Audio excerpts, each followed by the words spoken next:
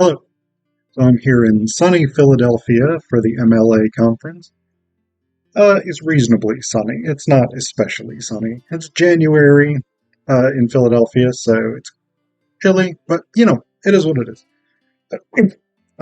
So we're going to be talking about Hoops by Major Jackson. Major Jackson is a Philadelphia poet. He's from Philly, although he no longer lives here. When I was doing my master's at University of Vermont, Major Jackson taught there. I never took a class with him, but I did meet him a couple of times. This is a very Philadelphia-based, very urban collection of poetry. The collection itself is really divided into three sections. The first one is just called Section 1. The second one is called Urban Renewal, and the third one, which is the least immediately sort of Philadelphia-based, the least directly sort of urban as such, is Letter to Brooks. That would be Gwendolyn Brooks. There is one letter from North Philadelphia, but the letters themselves in that third section are from all over Pennsylvania, traveling around and doing speaking engagements, teaching, poet laureate type stuff. And then those poems actually, for me, were the most interesting because I'm not really an urban person. So like the first section, Section 1 of this collection, is really about primarily basketball, hence the title Hoops. It's really basketball poems. And I don't have that much interest in basketball, so this wasn't something that spoke to me personally, but the poems do present the sort of playing of basketball as a physical activity, but also the meaning of basketball for the poet persona and his friends, companions, whatever it is. It presents the playing of basketball and the meaning of basketball in these very poetic language. So the poems themselves are interesting. It's not subject matter I'm tremendously concerned about myself. The second section, Urban Renewal, is about sort of experiencing life in the city and dealing with some of the challenges of life in the city,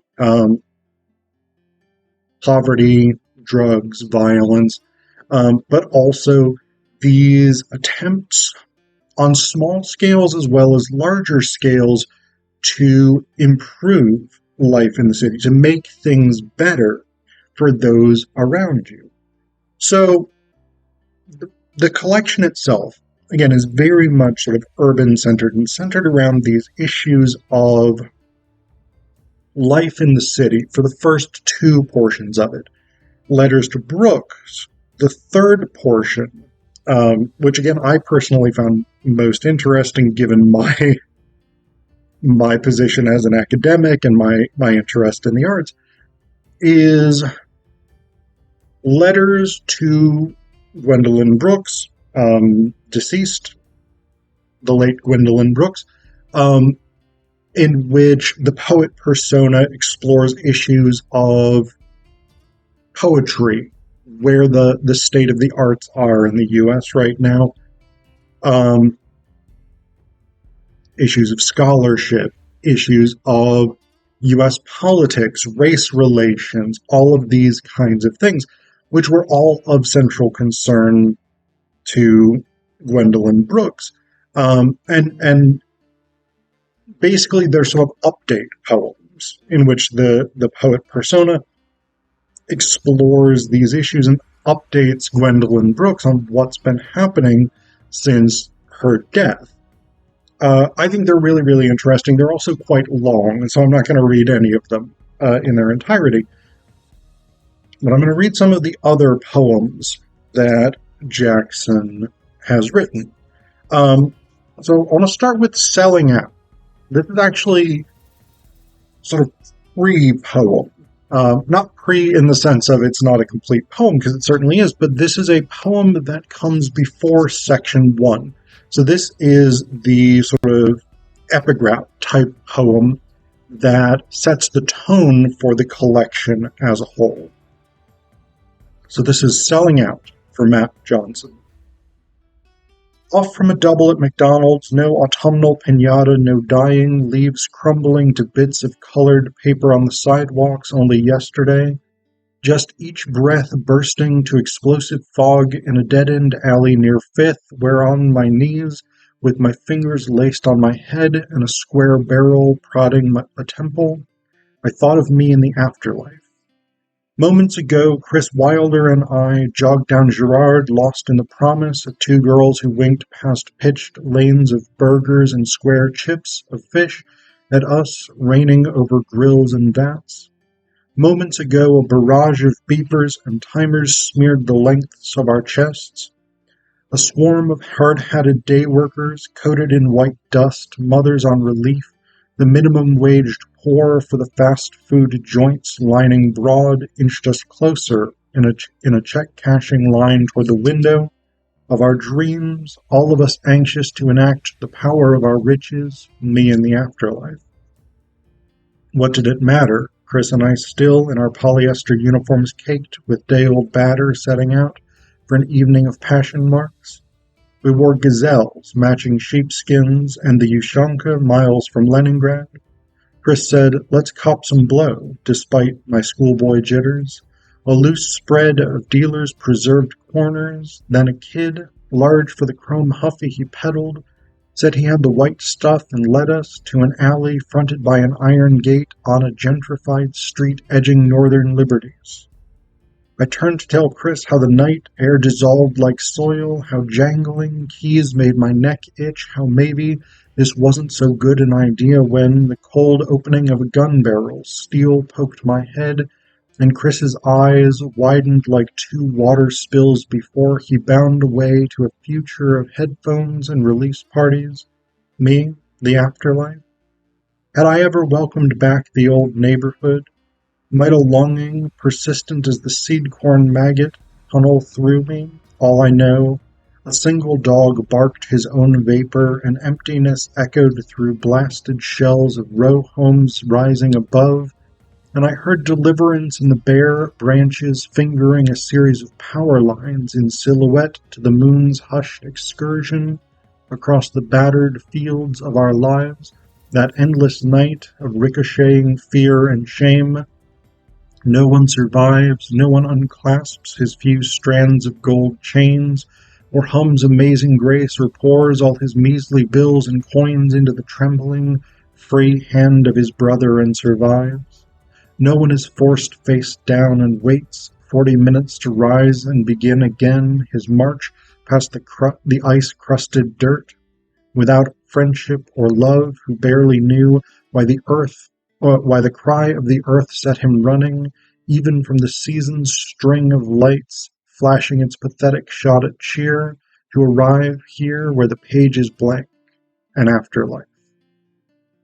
So I really, really like this poem, actually. Again, even though my aesthetic taste doesn't run to urban poetry, Rust Belt poetry, post-industrial poetry, things like this. But I really, really like this poem with its sort of navigation of these competing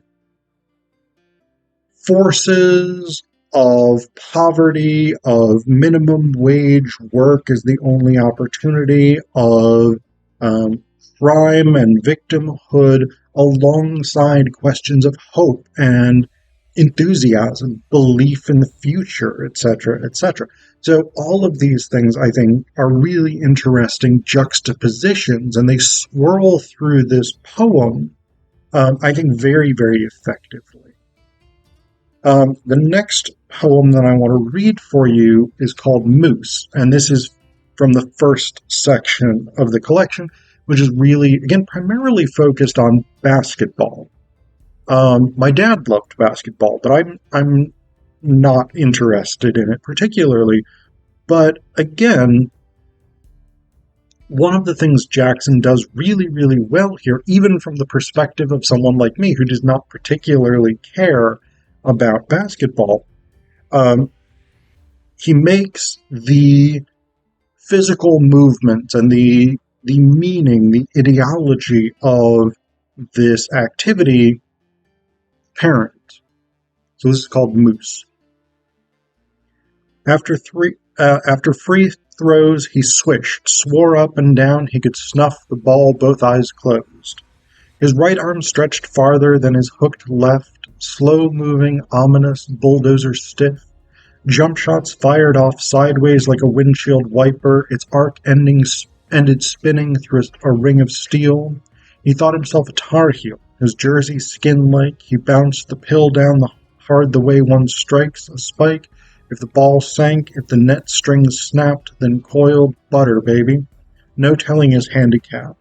But we drove the lane, soared on our tippy toes, entered a rhythm of pick and roll, give and go, and he'd run to his favorite spot, off alone out, our orbiting astronaut. Fed up, he charged head first, grunt, flung his bulk of a body and rushed nonstop. Chumps ran, let him paw the rock with short, precise strokes till he struck and stole. The pill, lumbering down court, hunchbacked, the ball cupped for his gawky layup. He fouled like an ogre from another world, and we laughed, frightened at how he mirrored the body on defense, playing up close, ghoulish, lacking grace, afraid he'd go face to face. And then the last one I want to read you is from the section Urban Renewal, and these are numbered poems with Roman numerals. So this is 15 XV. And again, Urban Renewal is, again, these sort of competing elements of urban poverty, violence, limited opportunities, and things like this, but also trying to improve the world that the poet persona or the people around him come from. This is 15. Back then I had a ceaseless yearning. My breathing was older than me, and I moved to the body's core beat, each step toward the neighborhood garden, a satisfying lecture on how fingers fall silent in wallets. I learned to speak under a straw hat and banked it rich on the other side of a vestibule. I valued only forecasts culled on yellow pads. Dreams of endless soil stained my cronies, their lips caked with gossip. In a lounger by the window, I chat about the Phillies. Bolt locks grow rapidly all around. If I hustle to the finish, it's only a benign grunt. If I leave a milk bottle outside, it's because I'm romantic and like my doorbells ringing. Either way, I know a listening glass slides along the other side of a wall. It's only homework. Impressed flowers stretch along my cheek when I sleep. Aging in gray, my leisure is a hand-me-down 2-bit notice. A black rotary phone rests on the side table, dark as a pistol. Row home plaster is transparent, more facade. With my feet propped, I ponder the sheer surface of longing, the raucous music of flesh impervious to dishonor.